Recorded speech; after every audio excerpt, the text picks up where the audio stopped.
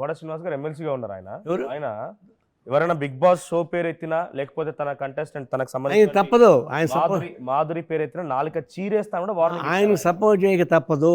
ఎందుకంటే ఒక భార్య ఉండగా ఇంకొక భార్యను పెళ్లి చేసుకున్న వ్యక్తి, ఆమెతో కాపురం చేస్తున్న వ్యక్తి, మొదటి భార్య పిల్లలకి అనాథకు వదిలిపెట్టిన వ్యక్తి, ఇంకా ఆయన సమర్థులు ఇంకో సమర్థిస్తారు.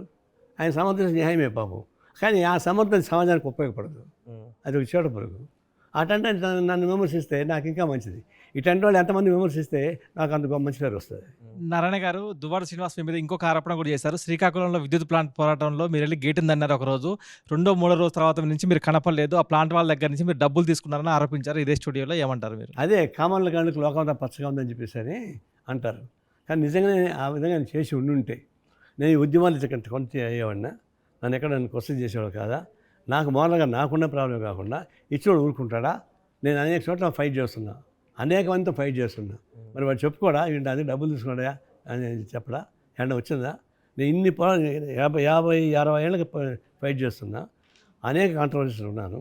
కానీ ఎక్కడ నన్ను దుర్మార్గులు అని చెప్పిన వాళ్ళు ఉన్నారు, తను దౌర్జన్యం చేస్తానని చెప్పిన వాళ్ళు ఉన్నారు, నోరు దురుసని చెప్పిన వాళ్ళు ఉన్నారు. కానీ డబ్బులు తీసుకున్నా అని చెప్పిన వాళ్ళు లేరు, ఇంతవరకు ఎవరు లేరు. ఉంటే చూపిస్తామని చెప్పండి.